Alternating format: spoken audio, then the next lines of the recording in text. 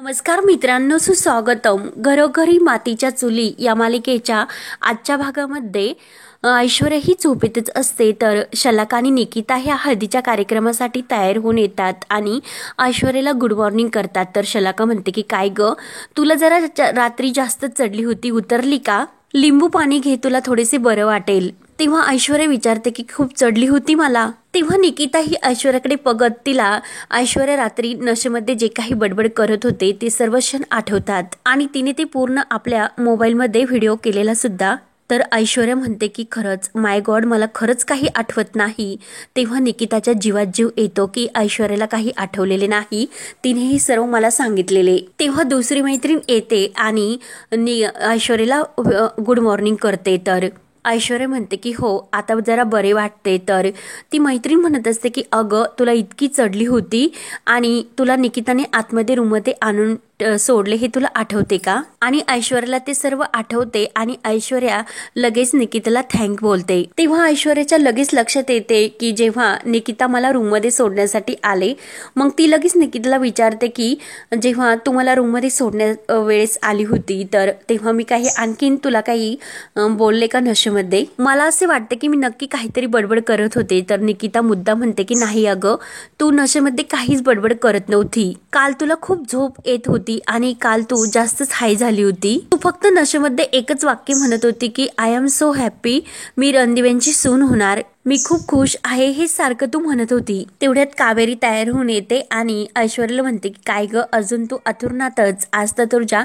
हळदीचा कार्यक्रम आहे. थोड्याच वेळाच मुलाकडची माणसं सुद्धा उष्टी हळद घेऊन येतील आणि आपल्याला तर खूप असून तयार करायची, त्यामुळे तू जरा लवकर उठ आणि लगेच आवरायला घे. ऐश्वर्या म्हणते की हो मॉम, आणि सकाळी सकाळी काय किरकिरी घालते, जरा शांत. तेव्हा कावेरी त्या मैत्रिणीला म्हणते की पोरींनो, तुम्हीच काहीतरी हिला समजावा आणि हिला तयार करा. तर लगेच एका आवाजात तिघी मैत्रिणी म्हणतात की काको, तुम्ही नका टेन्शन घेऊ, आम्ही लगेच ऐश्वर्याला तयार करतो आणि घेऊन येतो. तेव्हा ऐश्वर्या विचारते की उष्टी हळद नेमकं काय असते? तर लगेच त्यातील एक मैत्रीण म्हणते की अगं, नवरी आणि नवऱ्याचं येथूनच अर्ध अर्ध वाटून घेणे सुरू होते. तर शलाका म्हणते की म्हणजे सारंगच्या अंगाला जी हळद लागेल तीच हळद जानकी वहिनी तुला लावण्यासाठी घेऊन येतील. त्यामुळे ऐश्वर्या तू लगेच रेडी हो, तोपर्यंत आम्ही काकूंना बाहेर मदत करतो. आणि मैत्रिणी बाहेर जातात. तर ऐश्वर्या म्हणते की हो, असे आहे का?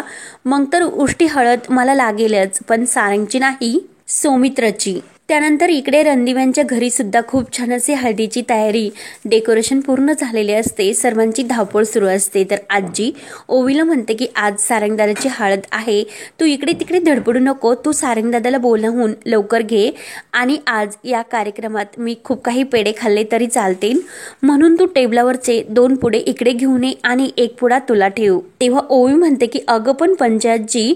तर आजी म्हणते की आज कोणी ओरडणार नाही. तर ओवी म्हणते की जाते. तर ओवी लगेच आजीला पेड्याचा बॉक्स आणून देते. तर सुमित्रा म्हणते की अगं आई, तू इतके पेढे खाणारस? आणि आज तर आजीचे तोंड गोडच असायला हवे, त्यामुळे तिला हे सर्व पेढे खाऊन देत. जानकी आणि शर्वरी यांना तर हसू येते. तर जानकी ही मंगलाताईला विचारते की हळद काढून ठेवली का? तेव्हा मंगला खुश होऊन म्हणते की हो, सर्व तयारी झाली. तेव्हा जानकी सुमित्राला म्हणते की आई, सर्व तयारी झाली, आपण सुरुवात करूयात का? तेव्हा शर्वरी म्हणते की हो, तिकडे मुलीकडचे उष्ट्या हळदीसाठी खोळंबले असतील, त्यामुळे चला आता लवकरच सुरुवात करूयात. तेव्हा जानकी म्हणते की बरं, आपण ज्यांच्यासाठी थांबलो ती उत्सव मूर्ती कुठे? तेवढ्यात ऋषिकेश सारंगला घेऊन येतो. शर्वरी म्हणते की सारंग आला, ते बघा 100 वर्ष आयुष्य. तर आजी सुद्धा सारंगला बघून खूपच खुश होते. ओवी लगेच सारंग काका जवळ येते आणि सारंग काका, आज खरंच तू खूप भारी दिसतो. तर सारंग काका खुश होऊन ओवीला अगदी प्रेमाची मिठी मारतो. तेव्हा सारंग हा पाटावर हळद लावण्यासाठी बसतो. तर ओवी म्हणते की सारंग काका, आज पहिल्याच अगोदर मी तुला हळद लावणार. तेव्हा सारंग म्हणतो की अगं ठकूबाई, पहिला मान तुलाच, तू तर मला हळद लाव, परंतु तुझी हळद लावून झाल्यानंतर मी सुद्धा तुला हळद लावणार. ओवी म्हणते की अरे काका, पण माझं लग्न थोडीच आहे. तर सर्वांना अगदी गोड हसू येते. शर्वरी म्हणते की चला ओवीचे काका, आता घाई करा, कारण ओवीची काकू तिकडे वाट बघते. तर सारंग म्हणतो की काकू, ऐश्वर्या काकू, तेव्हा सुमित्रा म्हणते की अरे त्या अर्थाने ती नाही म्हटलीस, नव्या नवरीभोवती अशी जी गोड नाती विणली जाते त्या अर्थाने ती म्हटलीस आणि ऐश्वर्याला सुद्धा समजेल यातील गोडवा हळूहळू. तेव्हा जानकी म्हणते की आता सर्व तयारी तर झाली आणि मंगलाला ते हळदीचे भांडे आणण्यासाठी सांगते. तर मंगला ते भांडे घेऊन येत असते आणि तेवढ्यात तिचा पाय एका ठिकाणी गुंततो आणि ती खाली पडते आणि तिच्या हातातील ते हळदीचे भांडे खाली सांडले जाते. तर सर्वांना ते बघून खूप मोठा असा धक्का बसतो. तेव्हा मंगला लगेच उठते आणि आपल्या तोंडात मारत म्हणते की चुकले, खरंच माफ करा, माझा पाय गुतला आणि मी पडले. ऋषिकेश म्हणतो की जाऊन द्या. तर आजी म्हणते की अगं तुला बघून चालता येत नाही का? धडपडली आणि सर्व हळद पाडून दिली. मंगला मावशी खूप रडत असते. आजी म्हणते की आता तर खूप मोठा अपशकुन सुद्धा झाला. तेव्हा ऋषिकेश म्हणतो की आजी, तर जानकी ते हळदीचे भांडे उचलण्यासाठी जाते आणि तेवढ्यात आपल्या सायलीची एंट्री होते आणि ते भांडे ती उचलते. तर सायलीला बघून सर्वांना खूप आनंद होतो. सायली जानकीला विचारते की झाली का तयारी? तर जानकी म्हणते की हो, अगदी वेळेत आली. तर सायली आजीला म्हणते की आजी, घरामध्ये हळद असली की हळदीने सर्व घर हे हळदीने माखून गेलेलं पाहिजे. मग आपण समजूयात की तसेच झाले. पाठ ठेवण्या अगोदर आपण रांगोळी काढतो, हळद कुंकू वाहतो, मग तशीच हळद अगदी उंबऱ्यापर्यंत पोहोचली असे समजा. शेवटी कसं आपल्या सर्व काही मानाने हवे आणि उगाच कशाला अपशकुन वगैरे म्हणायचे.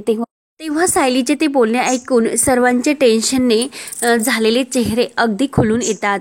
सायली म्हणते की तुम्ही बघितलेस का, अजून भांड्यामध्ये अर्धी हळद बाकी तशीच आहे, सर्व सांडलेली नाही. आपण रथ सप्तमीला सर्व काही दूध उतू जाऊन देतो, म्हणजे सर्व काही म्हणजे समृद्धी घरामध्ये ओसंडून वाहते, अगदी तसेच झाले. तेव्हा जानकी खुश होऊन सायलीला आतमध्ये बोलवते आणि ही माझी मैत्रीण सायली म्हणून सायलीची ओळख करून देते आणि घरातील सर्व माणसांची सुद्धा. घरातील सर्वांची ओळख करून दिल्यानंतर सायली आजी आणि सुमित्रा नानायांचे आशीर्वाद घेते. तर जानकी म्हणते की आम्ही दोघी सुद्धा लहानपणापासून अनाथ आश्रमामध्ये मोठे झालोत. माझे लग्न झाल्यानंतर भेटण्याचा आम्हाला योग आला नाही, मग तिचे लग्न झाले. सायली अगदी तिच्या नावाप्रमाणेच गोड आहे.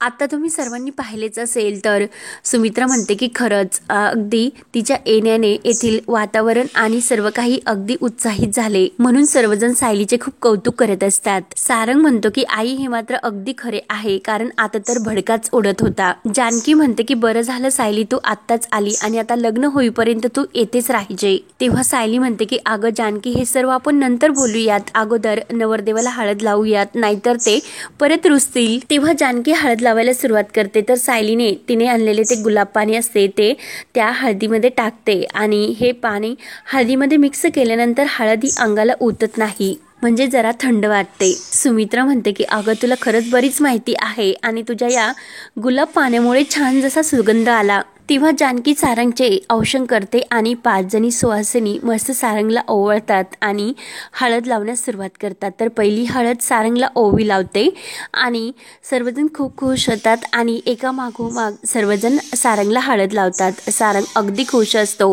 ओवी म्हणते की चल सारंग काका, आता आपण हळद खेळूयात. म्हणून सर्वजण एकमेकांसोबत मस्त डान्स करत हळद खेळत असतात आणि एकमेकांच्या गालाला हळद लावत असतात.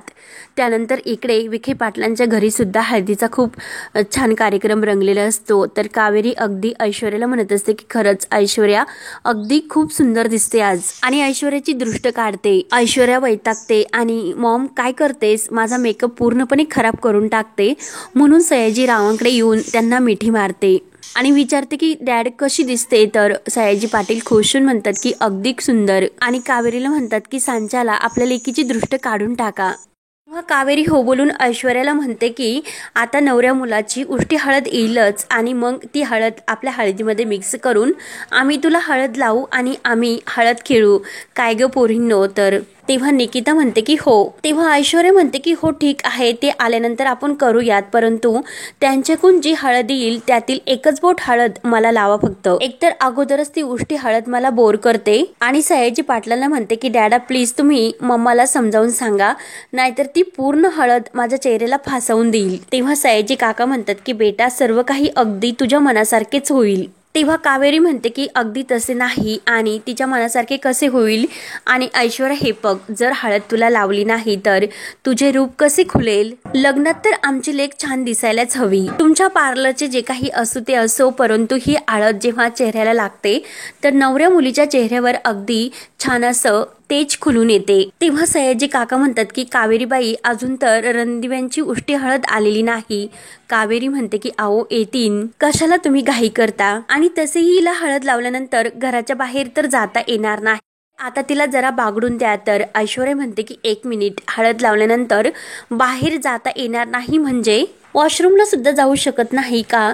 तर सर्व मैत्रिणी हसतात. तेव्हा ऐश्वर्या म्हणते की जस्ट मी गंमत केली आणि कावेरीला म्हणते की मॉम तू जा, तुला बरीचशी कामं असतील. तेव्हा ऐश्वर्या मनात विचार करते की यांची उष्टी हळद येण्या अगोदर मला सौमित्राला हळद लावायला हवी, मग ती माझी खरी उष्टी हळद. आणि समोर जी हळदीची वाटी असते त्याकडे बघते. त्यानंतर इकडे सयाजी काका ऋषिकेशला फोन करतात आणि लवकर येण्यासाठी सांगतात. केव्हाची आम्ही वाट बघतो. तेव्हा ऋषिकेश म्हणतो की आमच्याकडची हळद लावून झाली आणि सर्व काही आवरावर चालूच आहे, लगेच येतो आम्ही. तेव्हा जानकी येते आणि ऋषिकेशला विचारते की काय हो, कुणाचा कॉल होता? तेव्हा ऋषिकेश म्हणतो की सयाजी काकांचा आणि ते आपली तिकडे वाट बघतात. तेव्हा जानकी म्हणते की मला असे वाटले होते की सौमित्र भाऊजीबद्दल काही कळले का? आणि तेवढ्यात तिथे शर्वरी येते आणि ते सर्व ऐकून विचारते की सौमित्र दादाचे काय? ते ऐकून जानकी आणि ऋषिकेशला तर आणखीन धक्का बसतो. शर्वरी विचारते की त्याचे काही समजले का? तेव्हा ऋषिकेश म्हणतो की हो अगं, माझा मित्र मुंबईला आहे ना, त्याला सौमित्र दिसला, मग त्याचे पुढे काही कळले का असे जानकी विचारत होती. तेव्हा शर्वरी म्हणते की कशाला, तो तर तिकडे चोरासारखा मुंबईला पळून गेला, मग आपण त्याची काळजी इथे का करत बसायची?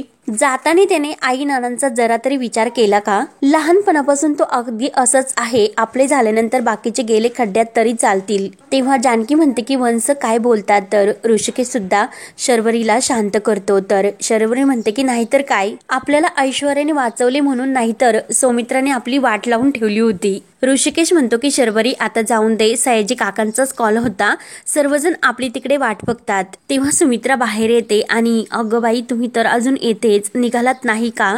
तेव्हा ऋषिकेश म्हणतो की आई लगेच निघलो. तर सुमित्रा जानकीला विचारते की अगं बदलून घ्यायची, तू साडी घेतलीस ना? तेव्हा शर्वरी दाखवत म्हणते की हो, ही आहे ना माझ्याकडे. सुमित्रा म्हणते की अगोदर उशीर झाला, ते लोक वाटच बघत असतील, निघा अगोदर. तेव्हा जानकी म्हणते की अहो मी जरा आत आलेच, लगेच सायलीला भेटून येते. ऋषिकेश म्हणतो की अच्छा ठीक आहे आणि लगेच लवकर ये. तेव्हा सुमित्रा सायली बरोबरच गप्पा करत असते आणि ओवी सुद्धा. तेवढ्यात जानकी येते आणि सायलीला म्हणते की अगं, नवऱ्या मुलीला उष्टी हळद घेऊन जायची, मी येते तोपर्यंत तू रेस्ट कर, मग आल्यानंतर आपण दोघी जणी गप्पा करूयात. तेव्हा सायली म्हणते की जानकी अगं सॉरी, मी लग्नाला नाही येऊ शकत, म्हणून मी हळदीच्या कार्यक्रमाला येऊन आले, तू जा उष्टी हळद घेऊन जा, उगाच तिथे खोळंबा व्हायला नको, मी निघतेच. तेव्हा सायली मस्त असे सारंगसाठी गिफ्ट घेऊन येते आणि जानकीच्या हातात देऊन सारंग भाऊजींना माझ्याकडून शुभेच्छा सांग. आणि सायली ही खुशून जायला निघते. त्यानंतर इकडे ऐश्वर्या कावेरीला म्हणत असते की मॉम जरा मी रूम मध्ये जाऊन येते, कारण हे गळ्यातील खूप टोचते. आणि ऐश्वर्या रूम मध्ये जाण्याचे नाटक करते. आणि तेवढ्यात ऐश्वर्या इकडे तिकडे बघून त्या वाटीतील हळद एका वाटीत ओतते आणि लगेच आपल्या साडीच्या पदरामागे ती वाटी लपवून ती सारंग सौमित्राला जेथे ठेवलेले असते त्या रूमकडे येत असते. आणि निकिता हे सर्व बघते आणि निकिता तिचा पाठलाग करत तिच्या मागे येत असते. तेव्हा ऐश्वर्या जी वाटी घेऊन चाललेली असते त्यातील हळद काही ही खाली सांडत चाललेली असते. ऐश्वर्याचे त्याच्याकडे काही लक्ष नसते. तर हा भाग येथे संपतो. पुढील भागामध्ये ऐश्वर्या सौमित्राकडे ती हळद घेऊन येते आणि सौमित्र तुला माहिती आहे की नवऱ्याची उष्टी हळद ही बायकोला लावली जाते. तेव्हा ऐश्वर्या सौमित्राच्या अंगाला आणि चेहऱ्याला हळद लावते आणि सौमित्राच्या अंगाची उष्टी हळद तिच्या गालाला लावून घेते. आणि त्याच वेळेस जानकी तेथे येत असते, कारण तेथे ती हळद सांडलेली असते. तर जानकीला संशय येतो आणि दरवाजाच्या कडीला सुद्धा ती हळद ऐश्वर्याच्या हाताची लागलेली असते. तेव्हा जानकीच्या सर्व काही लक्षात येते. तर जानकी आता सौमित्राची सुटका कशी करते ते पाहण्यासाठी आपल्या चॅनलला नक्की सबस्क्राईब करत रहा. धन्यवाद.